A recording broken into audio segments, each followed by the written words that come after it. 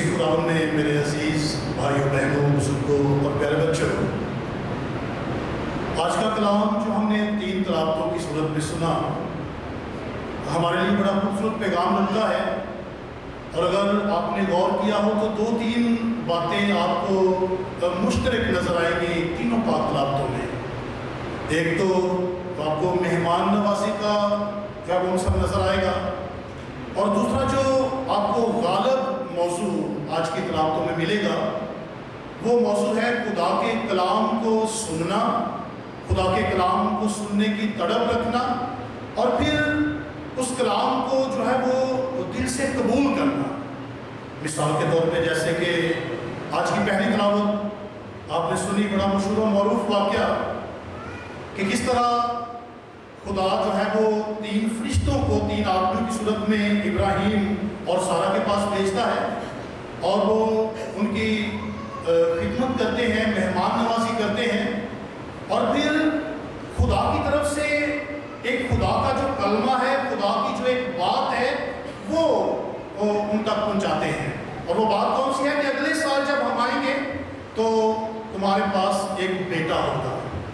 لیکن آپ دیکھتے ہیں کہ سارہ جو ہے وہ ہنستی ہے، اور یہ نیچرل فطرتی بات تھی کیونکہ دونوں عمر سیدھا تھی، اور خدا کے اس کلام پر یا خدا کے اس کلمے پہ جو ہے وہ یقین نہ کیا گیا۔ پھر انجیل مقدس کی تلاوت پہ دوسری تلاوت جو آپ نے سنی، پالوس رسول کا خط کلسیوں کے نام، اس میں بھی خداوند کا بندہ پالوس رسول ان مصیبتوں، ان دکھوں اور تکلیفوں کی بات کر رہا ہے جو خدا کے کلام کی منادی کرنے میں اسے پیش آتی ہیں۔ ان ساری مصیبتوں اور دکھوں کا وہ ذکر کرتا ہے، اور وہ کہتا ہے کہ یہ میرے لیے جو ہے وہ اہم ہے، جو میں کلیسیا کے لیے اور خدا کے کلام کی منادی کے لیے جو میں دکھ سہتا ہوں یا تکلیفیں برداشت کرتا ہوں، خدا کے کلام کی منادی کے لیے کلام کی بات ہے۔ پھر انجیل مقدس میں آپ کو واضح طور پر یسوع مسیح یہ کہتے ہوئے نظر آئیں گے کہ اے مارتھا تو دیگر باتوں کی فکر و تردد میں ہے، لیکن مریم نے اچھا حصہ چن لیا ہے جو اسے چھینا نہ جائے گا۔ اور وہ اچھا حصہ کون سا تھا؟ یسوع کے قدموں میں بیٹھنا اور اس کے کلام کو سننا، اس کے قدموں میں بیٹھنا، اس کے کلام کو سننا، کلام کو سننے کی تڑپ اور لگن رکھنا۔ اسے اس بات کی پرواہ نہیں ہے کہ میں یسوع کے لیے کچھ اور کروں، جو کہ مارتھا جو ہے وہ اس کے فکر و تردد میں لگی ہوئی ہے، لیکن اس کے لیے اہم کیا ہے کہ وہ یسوع کے قدموں پہ بیٹھے، اس کے کلام کو سنے، اس کے منہ کی باتوں کو سنے۔ تو یہ دونوں عنوان یا موضوع آپ کہہ سکتے ہیں کہ آج کی تینوں تلاوتوں میں آپ کو ملیں گے۔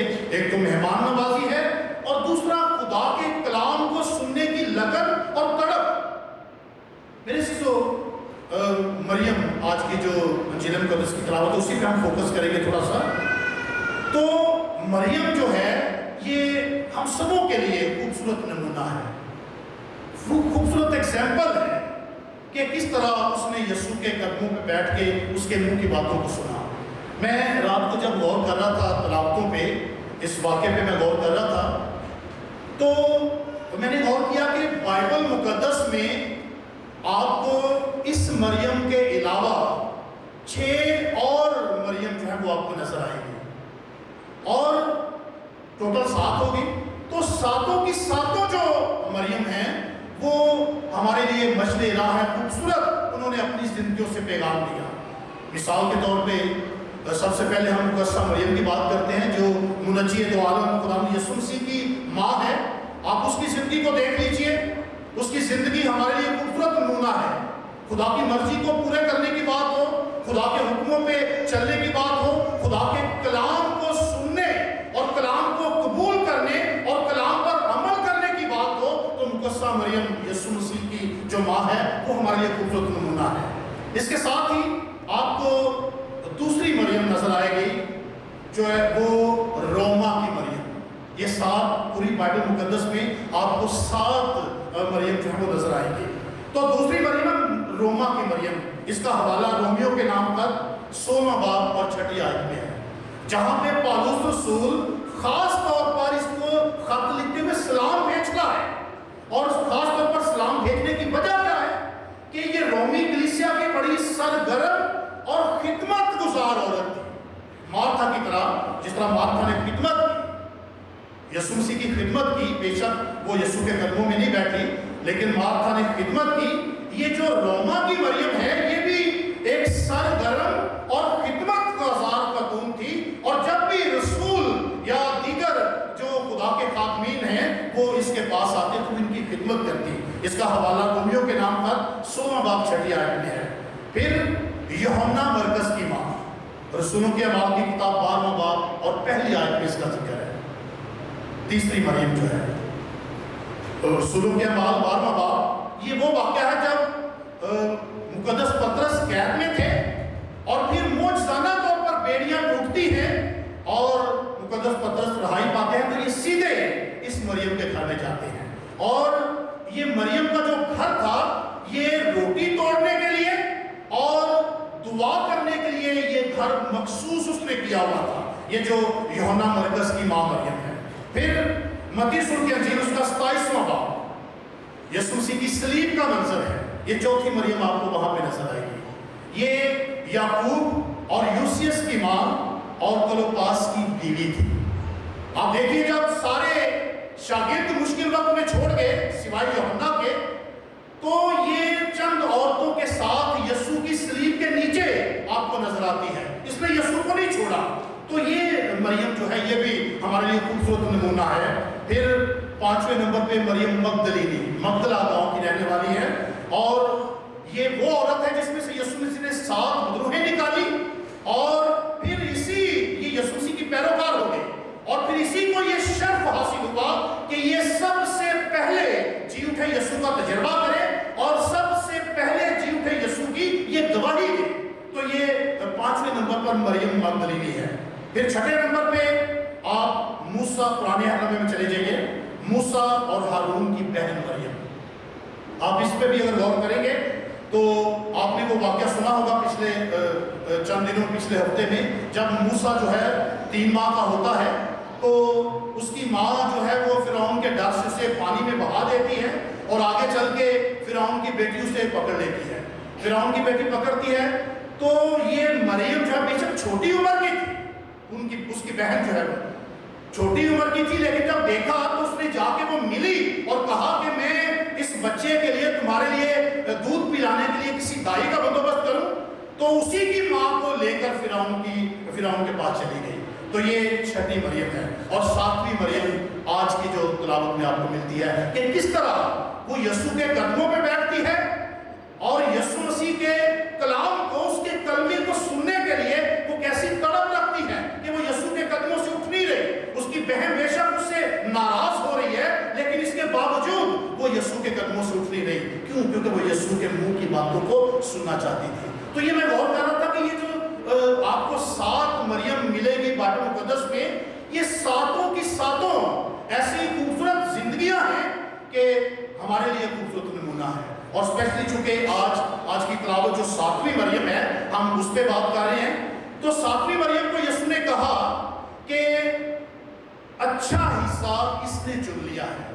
अब बहुत सारे लोग जब इस हवाले को पढ़ते हैं तो उनके जहन में फौरन ये बात आती है कि पता नहीं मार्था जो है वो यीशु की नज़र में वो मुकाम नहीं हासिल कर पाई।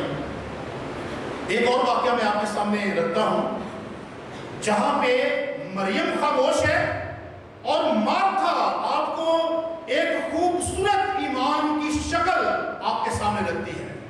यानी वहाँ पे मरियम खामोश है, यहाँ पे ऐसा लगता है कि मरियम बात ही ले गई। लेकिन दूसरा वाक्य अगर आप देखेंगे तो उस वाक्य में आपको पता चलेगा कि मार्था जो है वो मैदान मार गई है। और वो वाक्य कौन सा है? लाजर को जिंदा करने का वाक्य। और जो उसने 3 वाक्य उसने वहां पे की और अपने ईमान की ऐसी गहराई उसने पेश कर दी कि आज हर एक मोमिन के लिए उसका ईमान जो है वो एक नमूना है और एक मिसाल है। किस तरह वहां पे मरियम खामोश है। मरियम ने कोई लिखा है, जो ही मार्था ने सुना कि यीशु आ रहा है, यूहन्ना रसूल की इंजील उसका 11वां बाब 20वीं आयत है कि मार्था ने जो ही सुना कि यीशु आ रहा है तो वो उससे मिलने को गई और मरियम घर में बैठी रही। मैं सिर्फ आपको ये समझा रहा हूं कि यहाँ पे आज की तिलावत में आपको मरियम जो है वो थोड़ा सा ऊपर नजर आ रही है कि अच्छा हिस्सा उसने चुन लिया, लेकिन दूसरे ही वाक्य में आप देखेंगे कि मार्था आपको नजर आएगी मार्था नजर आएगी और मरियम घर में बैठी रही और मार्था यीशु से मिलने को गई और तीन बातें उसने कही और ऐसा खूबसूरत ईमान इन तीन बातों में उसने शो कर दिया। पहली बात क्या कही? क्या खुदावंद अगर तू यहाँ होता तो मेरा भाई ना मरता। ये सिर्फ लफ्ज नहीं है, ये सिर्फ एक लाइन नहीं, हकीकत में वो अपने अंदर का ईमान बता रही है। क्या खुदावंद तू जिंदगी है, अगर तू यहाँ होता तो मेरे भाई में भी जिंदगी होती, क्योंकि जिसके पास खुदा का बेटा है उसके पास हमेशा की जिंदगी है। फिर दूसरी बात उसने क्या कही? यीशु ने कहा तेरा भाई जी उठेगा। उससे पहले कहती है कि अब भी मैं जानती हूं कि तू खुदा से जो कुछ मांगेगा खुदा तुझे देगा। मतलब क्या है? ये भी सिर्फ एक लाइन नहीं है, इसके पीछे गहरा ईमान है। वो कहना ये चाह रही है कि कोई बात नहीं, अगर मेरे भाई पे मौत आ भी गई है तो कोई बात नहीं, तू मौत पे भी कादर है, तू जो खुदा से जो कुछ मांगेगा खुदा तुझे देगा। फिर उससे अगली बात और भी जो है वो ईमान में गहरी है। यीशु कहता है तेरा भाई जी उठेगा। क्या कहती है कि हाँ मुझे पता है यौम आखिर को जी उठेगा। यीशु कहता है क्या तू इस पर ईमान लाती है? अब जवाब तो हाँ या ना में होना चाहिए था, हाँ या ना में जवाब होना चाहिए था कि हाँ भाई मैं ईमान लाती हूँ या नहीं मैं ईमान नहीं लाती। लेकिन उसका जवाब सुनिए, वो कहते हैं कि हाँ ऐ खुदावंद मैं ईमान ला चुकी हूँ कि तू अल मसीह इब्ने खुदा है जो दुनिया में आने वाला था। कितनी बातें वो कह रहे हैं कि तू अल मसीह इब्ने खुदा है जो दुनिया में आने वाला था। यीशु ने सिर्फ ये पूछा था क़यामत और जिंदगी मैं हूं, क्या तू इस पर ईमान लाती है? लेकिन उसने ईमान की गहराई शो कर दी। तो ये वाकया सुनाने का मकसद ये है कि यहाँ पे ये बात नहीं कि यहाँ पे जो है वो अगर मरियम यीशु के कदमों में बैठी और मार्था जो दीगर खिदमत के कामों में लगी हुई है तो मार्था शायद कम तरीन है और मरियम ने जो है मैदान मार लिया, ऐसी बात नहीं है। वो अपना काम कर रही है, मरियम अपना काम कर रही है। इसके साथ ही अगले वाक्य में आप देखिए मरियम घर में बैठी रही और मार्था आपको जो है वो एक्टिव नजर आती है और खूबसूरत ईमान नजर आता है। तो मतलब क्या है?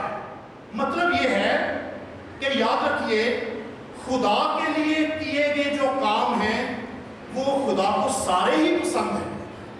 ये याद रखिए, जो यीशु के लिए हम काम करते हैं ना, कोई भी काम यीशु के लिए करते हैं, चाहे कलाम सुनते हैं, इबादत करते हैं या फिर इंतजामी उमूर के लिहाज से हमारे बेशुमार भाई बाहर होंगे, बहनें होंगी, इंतजामी उमूर से वो काम करती हैं चर्च में, तो कोई भी काम जो यीशु के लिए खुदा के लिए किया जाता है वो सारे काम जो है वो खुदा यीशु को पसंद है। मार्था खिदमत करती है वो भी उससे पसंद है। लेकिन फर्क ये है कि कब, जैसे कि फादर जी ने तारुफ में, इबादत के तारुफ में इस बात का जिक्र किया कि कब क्या करना है, फर्स्ट प्रायोरिटी क्या है, पहली तरजीह क्या है, पहले क्या करना है। तो मेरे अज़ीज़ों आज का जो कलाम है ये हमें सिखाता है कि हमारी सबसे जो पहली तरजीह है वो यीशु मसीह और यीशु का कलाम होना चाहिए। हमने शायद अपनी जिंदगी की तरजीहात को जब उलट पुलट कर दिया है और इसी वजह से बरकत और फजाइल से भी हम दूर हैं कि जो हमारी तरजीहात हैं वो हमने उलट पुलट कर दी हैं। जो काम शायद हमने सबसे पहले करना चाहिए वो काम हम शायद एंड पे करते हैं, और जो एंड पे करना चाहिए इतना जरूरी भी नहीं वो शायद हम सबसे पहले करते हैं। तो इस बेतरतीबी की वजह से शायद हमारी जिंदगी बरकत और फजाइल से भी खाली है। तो आज खुदा का कलाम हमें सबसे पहले ये सिखाता है कि हम अपनी जिंदगी की तरजीहात का तयन करें कि हमने पहले क्या करना है।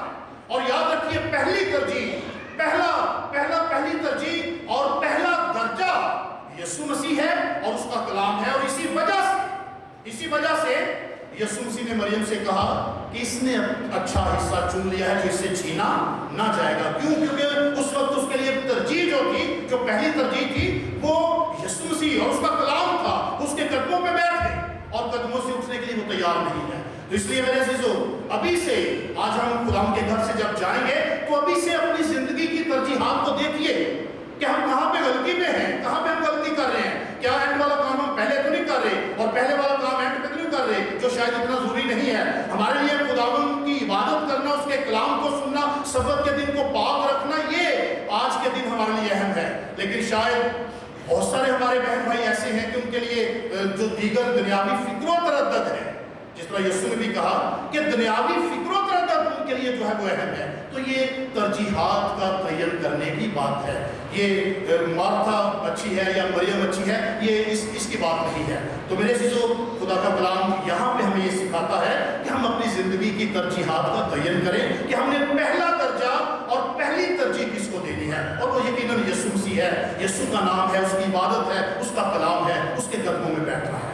پھر آج کا جو کلام ہے یہ ہمیں سکھاتا ہے کہ جو خدا کے کلام کو سننے کی تڑپ رکھتے ہیں، جو خدا کے کلام کو سننے کی لگن رکھتے ہیں، جو یسوع کے قدموں سے اٹھنا نہیں چاہتے، جو یسوع مسیح کو پہلا درجہ دیتے ہیں، ان کے لیے خدا نے کتنے بلند درجات کا وعدہ کیا ہے اور کتنی برکات اور فضائل کا وعدہ کیا ہے.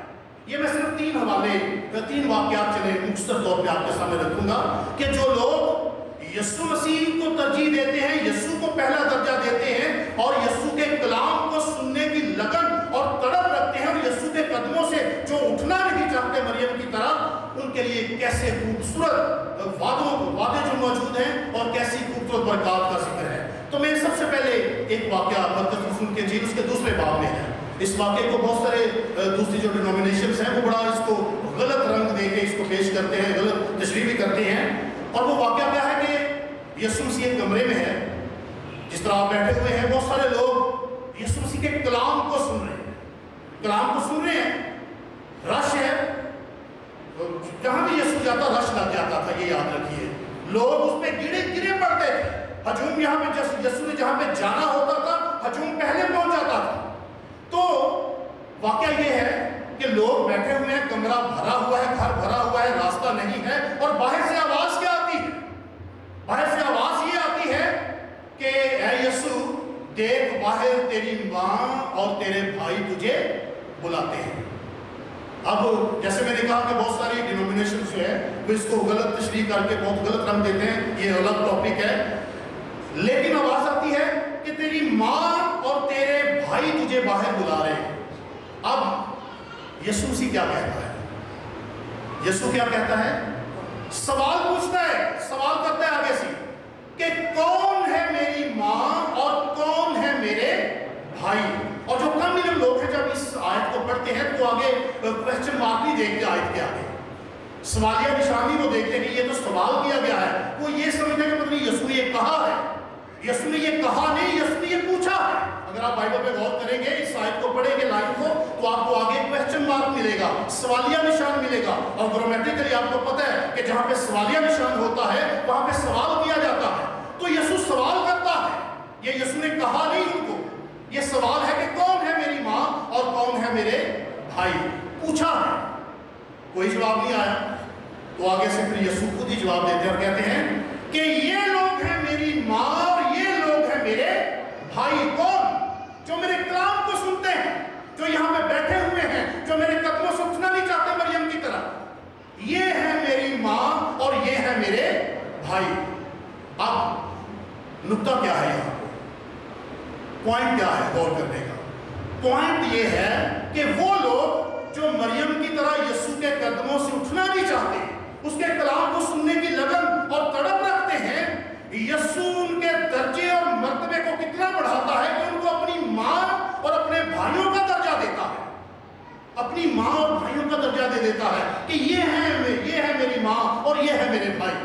کون؟ جو میرے کلام کو سنتے ہیں. تو میرے خیال میں اس سے بڑی برکت جو ہے وہ کوئی ہو نہیں سکتی کہ ہم یسوع مسیح جو ہے اس کے ماں اور بھائی بننے کا درجہ حاصل کر لیں. تو یہ خوبصورت واقعہ ہے، ہمیں پیغام دیتا ہے کہ جو لوگ یسوع کے قدموں میں جڑے رہتے ہیں، اس کے کلام کی آواز کو سننے کے لیے تیار رہتے ہیں، بے تاب رہتے ہیں، تڑپ اور لگن ہے، اٹھنا نہیں چاہتے، یہ ان کا مرتبہ اور یہ ان کا درجہ ہے. اس کے ساتھ ہی ایک اور لاسٹ میں آپ سے شیئر کروں گا حوالہ. افسیوں کے نام کا اس کا 6واں باب، آخری آیات ہے اس باب کی. اور وہاں پہ پالوس رسول ایک منظر کشی کرتے ہیں جنگ کی. اور جنگ کس سے ہے؟ ابلیس سے ہے. اور وہاں پہ وہ جو جنگی اوزار اور ہتھیار ہوتے ہیں ان کا وہ ذکر کر رہے ہیں. اور ہتھیار کون سے ہیں؟ پڑھیے گا جا کے. ہتھیار یہ ہے کہ ایمان کی سپر لے لو، ایمان کی سپر، نجات کا خود پہن لو، نجات کا خود. پاؤں میں انجیل کی صلح کی تیاری کے جوتے پہن، اور پھر جو آخری اوزار بتاتے ہیں وہ کون سا ہے؟ آخری اوزار یہ ہے ہتھیار کہ کلام کی دو دھاری تلوار لے لو جو ابلیس کے تمام جلتے ہوئے تیروں کو بجھا دیتی ہے۔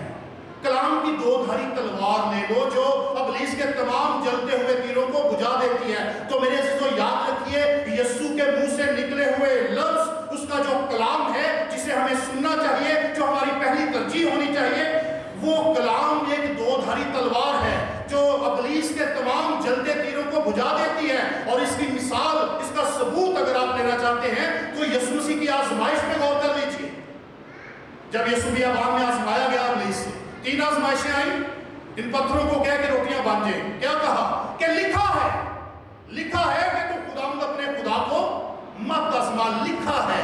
قرآن حکیم کا حوالہ دیا، کلام کی تلوار کا استعمال کیا۔ دوسری آزمائش میں بھی یہی کیا، تیسری آزمائش میں بھی یہی کیا کہ لکھا ہے، اور ابلیس کو وہاں سے جانا پڑا، ابلیس کو وہاں پہ جانا پڑا، شکست ہوئی۔ تو میرے عزیزو یہ کلام کی طاقت ہے، کلام کی پاور ہے جسے ہمیں سننا چاہیے، جو یسوع کے منہ سے نکلتا ہے۔